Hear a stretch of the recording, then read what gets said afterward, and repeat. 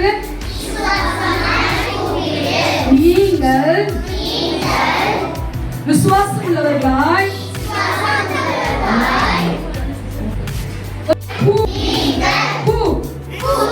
விசுவாசம் உள்ளவர்களாய் ஜெபத்திலே எவைகளை கேட்பீர்களோ அவைகளெல்லாம் பெறுவீர்கள். மத்தேயு 21:22. நீங்கள் விசுவாசம் உள்ளவர்களாய் ஜெபத்திலே எவைகளை கேட்பீர்களோ அவைகளெல்லாம் பெறுவீர்கள். மத்தேயு 21:22.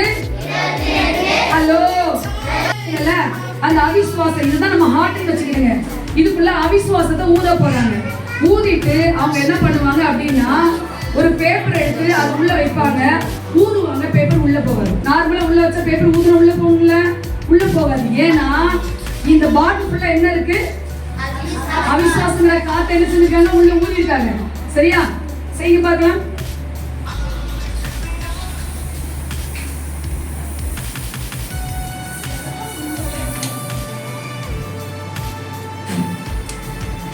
அவங்களுக்கு போகல, அவங்களுக்கு அவிசுவாசம் இருந்தனால போகல. அடுத்தது காப்பி தண்ணி பிடிச்சா நீங்க செய்யுங்க.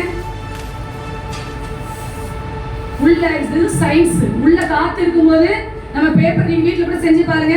காத்து இருக்கும்போது பேப்பர் நல்லா ஸ்மாஷ் பண்ணி அதை வச்சு ஊதி பாருங்க, உள்ள போகாது. ஏன்னா உள்ள காத்து இருக்கிறதுனால. சரியா? அப்ப நம்ம என்ன சொல்றோம்னா உள்ள நம்ம ஹார்ட்டுக்குள்ள அவிசுவாசம் இருந்துச்சுன்னா ஆண்டவர் நம்ம என்ன ஜெபம் கேட்டாலும் ஜெபத்தை என்ன செய்ய முடியாது? கேட்க முடியாது. புரிஞ்சுதா உங்களுக்கு? இது பாருங்க, மனுஷனுக்கு எத்தனை அறிவு இருக்கு? 6. இப்ப எத்தனை இருக்கு? 1 2 3 4 5 6. சரியா? இதான் மனுஷன். வெறுமையா இருக்க, ஒண்ணுமே இல்ல, வெறும் பேப்பர் தானே இருக்கு. இப்ப இவனோட வாழ்க்கை வந்து இயேசு வந்த உடனே எப்படி மாற போகுதுன்னு காமிக்க போறாங்க. காமிங்க. பாருங்க எப்படி ஆயிடுச்சு. சாதாரணமான ஒரு இதா தானே இருந்துச்சு, ஆனா இப்ப ஃப்ளவர் வந்துச்சு பாருங்க. அப்போ ஜீசஸ நீங்க உங்க இதயத்துல ஏற்றுக்கொண்டீங்கன்னா நீங்க வேற எதுவுமே செய்ய வேண்டாம். ஜீசஸ் என் உள்ளத்துல வாங்க, என் கூட இருந்து நான் என்ன பண்றேனோ என் ஜெபத்தெல்லாம் கேளுங்க, என் கூடவே இருங்கன்னு சொன்னீங்கன்னா உங்க வாழ்க்கை என்ன எப்படி மாறும்? நல்ல செழிப்பா என்ன செஞ்சிடும்? மாறிடும். செய்வீங்களா? உங்க மனசுல மட்டும் கூப்பிடுங்க, வேற எங்கேயும். காட்டுல மரம் இருக்குது, இப்படி ஒண்ணுனா வைப்பாங்க. சரியா? பாருங்க, இந்த காட்டுல வந்து என்ன அனிமல்ஸ்லாம் இருக்கும்? லயன், டைகர், கழுதை, ஜீப்ரா எல்லாமே இருக்கும் இல்லையா? பாருங்க, பெரிய பெரிய பிக் அனிமல்ஸ்லாம் இருக்கு பாருங்க. இது இந்த சீட்டா, அப்புறம் டைகர் எல்லாமே இருக்கு. சரியா? பாருங்க எல்லாம் இருக்குதா? இது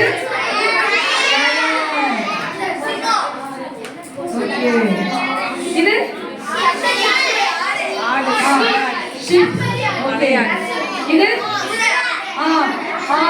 குதிரை. அடுத்தது இது மான். இது சரி, இப்படி இந்த அனிமல்ஸ்லாம் இருக்குது. இது வந்து என்ன? டாடாய்ஸ். இந்த பாருங்க, இந்த மாதிரி இந்த காட்டுல இந்த அனிமல்ஸ் எல்லாம் சந்தோஷமா ஹாப்பியா இருந்துச்சு. சரியா? ஹாப்பியா இருக்கும்போது ஒரு நாள் இங்க பாத்தீங்கன்னா இந்த லியோபேர்ட் இது இருக்கு இல்லையா, சிறுத்தை புலி,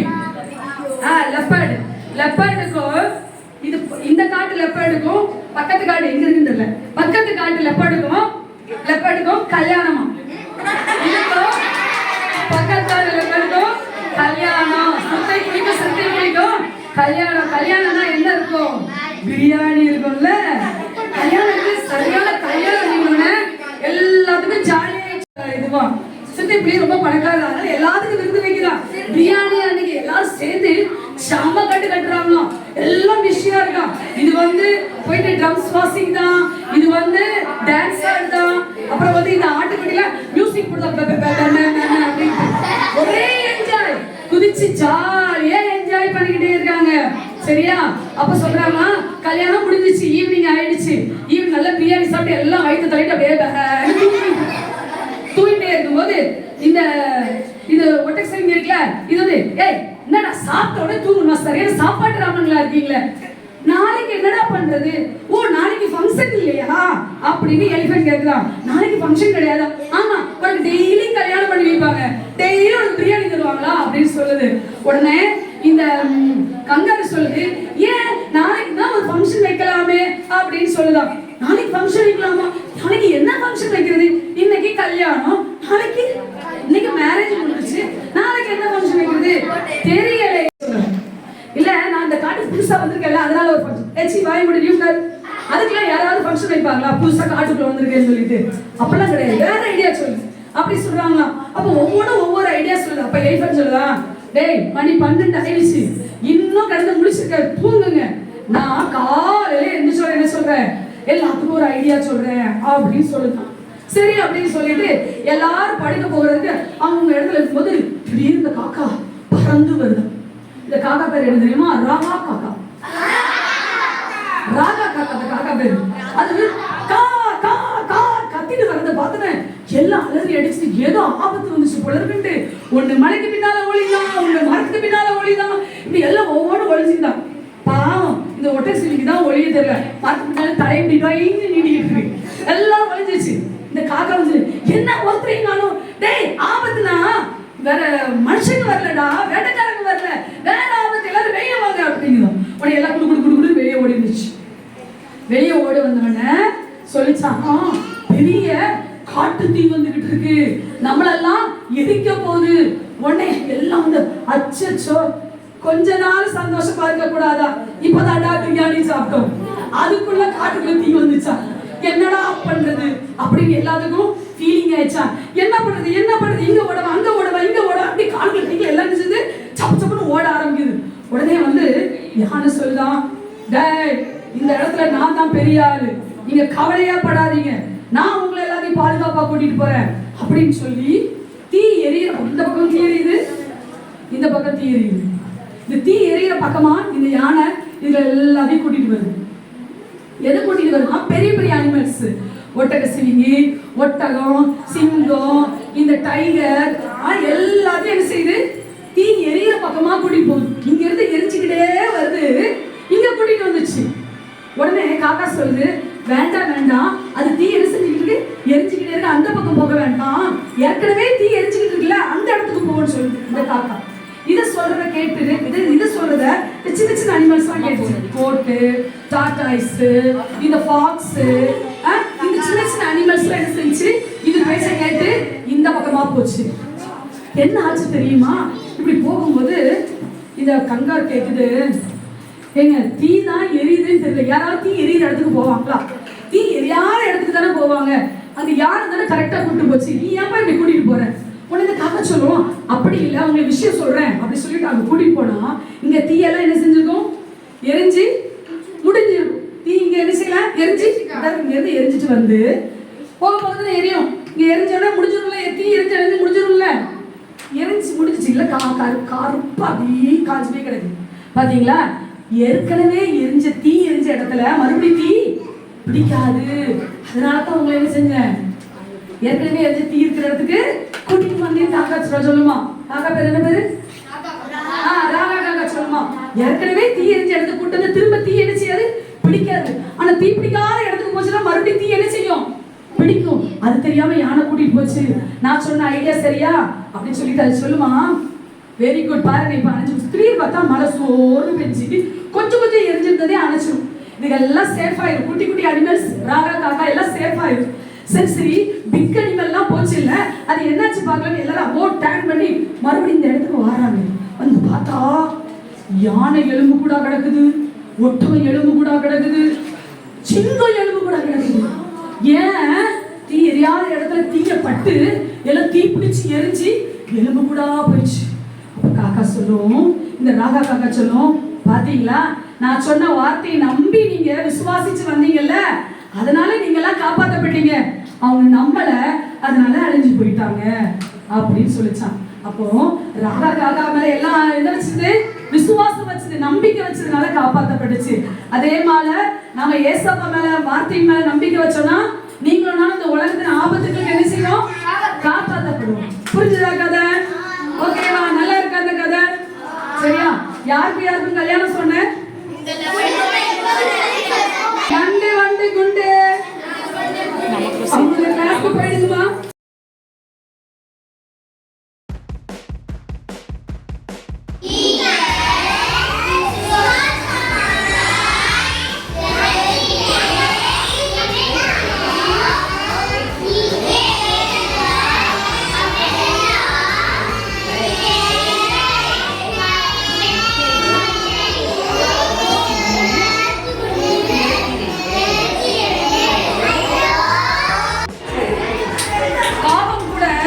நிறைய அனிமல்ஸ் போச்சுல, குட்டி அனிமல் போச்சா, பிக் அனிமல் போச்சா, காக்கா கூட போனது, எலிஃபண்ட் கூட போனது. எலிஃபண்ட் கூட என்ன அனிமல் போச்சு? எலிஃபண்ட் கூட என்ன அனிமல் போச்சு? பிக் அனிமல் போச்சு. காக்கா கூட போனது.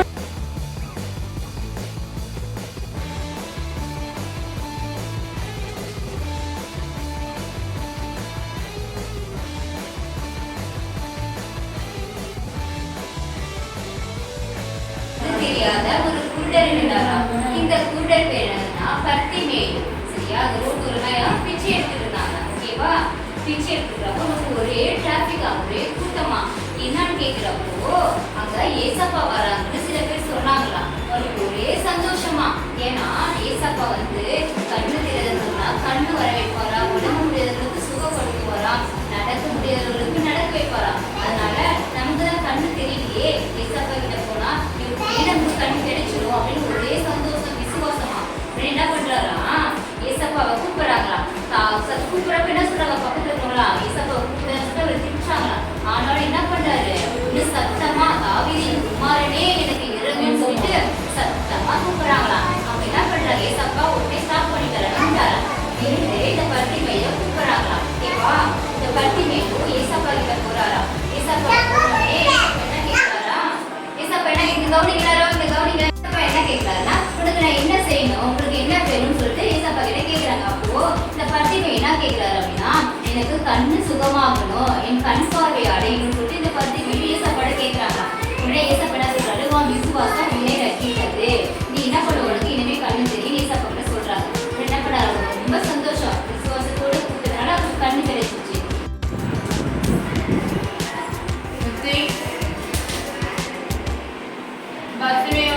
கண்ணு தெரியாத என்ன பண்ணாரு? ஃபர்ஸ்ட் சோகமா உட்காந்துட்டு இருந்தாங்க. அப்புறம் என்ன பண்ணாரு? ஜீசஸ் வந்த உடனே என்ன செஞ்சாரு? குமாரனே கத்தி கூப்பிட்ட உடனே என்னாச்சு? ஏசப்பா கிட்ட வந்தாரு. கிட்ட வந்தோடனே என்ன ஆயிடுச்சு? கண்ணு வந்துருச்சு. சரியா? நல்லா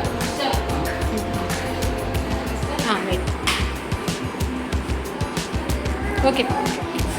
நீங்களே ஏசப்பா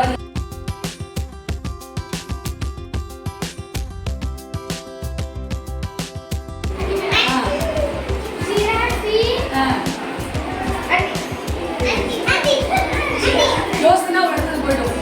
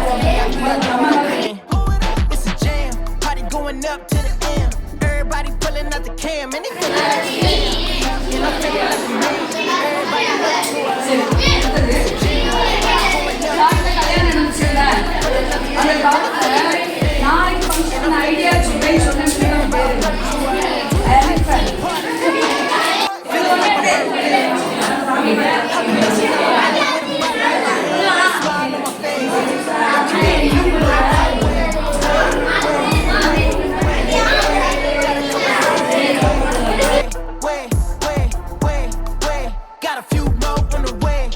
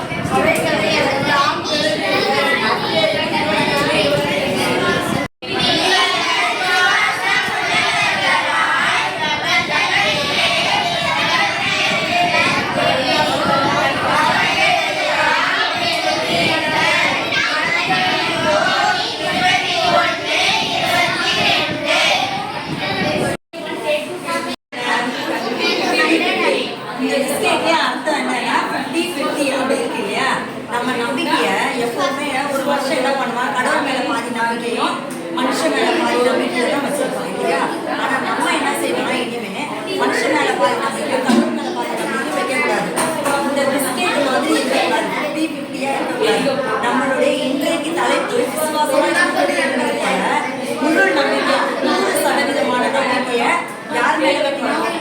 கடவுள் மேல வைக்கணும். அப்போ இந்த பிஸ்கெட்டுக்கு இனிமே ஒரு புது பேர் வைக்கலாம். என்ன பேர் வைக்கலாம்? கெஸ் பண்ணுங்க.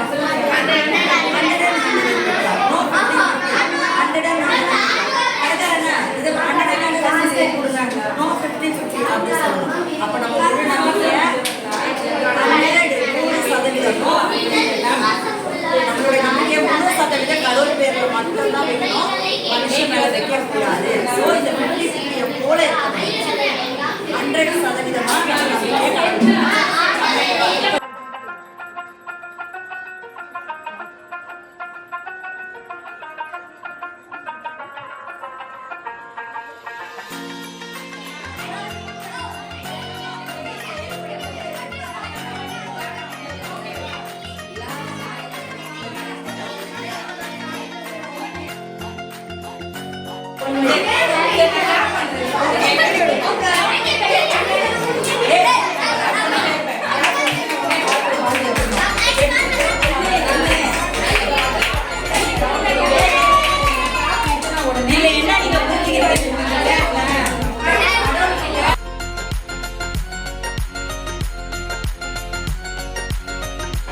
விசுவாசம் உள்ளவராய் ஜெபத்திலே அது எல்லாமே பெறுவீர்கள். 10, 21, 22 உன் தேவையாகிய கர்த்தரை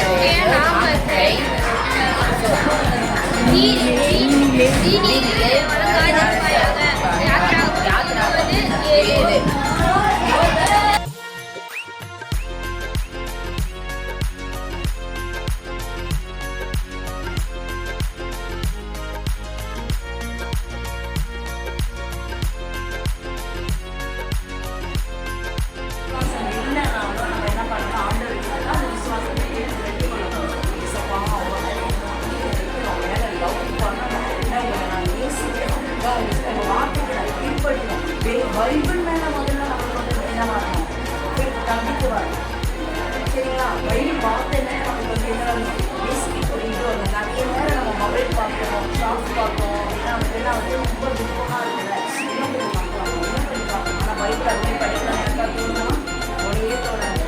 தோணா கூட நம்மளால என்ன பண்ண முடியாது, அதுக்கு படிக்கிறது கண்டிப்பாக நிறைய நேரம் படிக்கிறேன் 10 அதிகாரம் படிக்கணும், 5 அதிகாரம் படிக்கிறேன். அப்போ ஆன்டி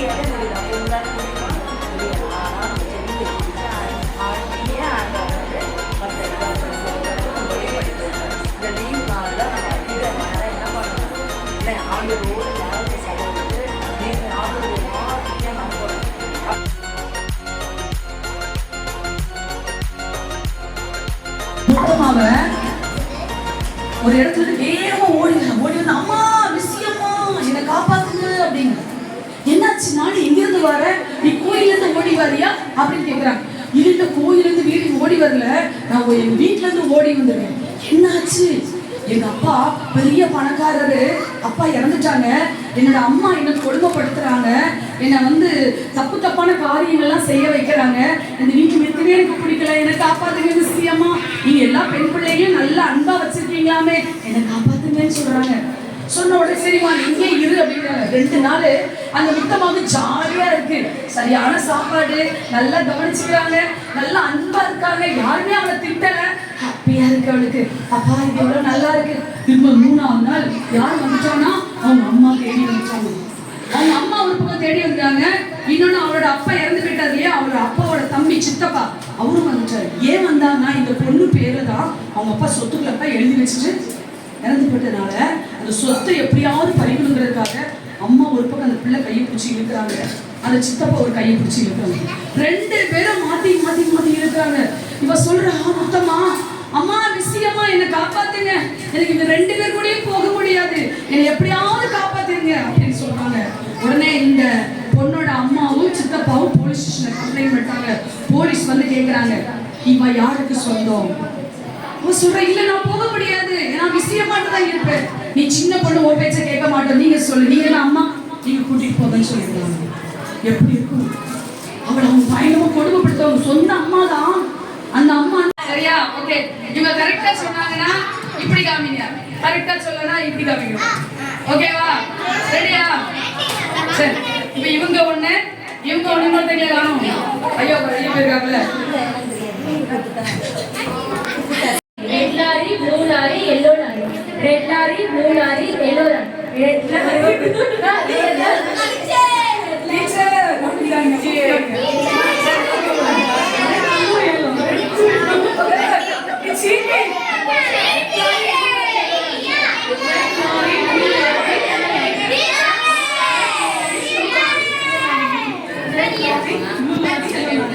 கிலோ கட்டுறோம். இதை இப்போ பெரிய பசங்க வந்து சொல்லுவாங்க.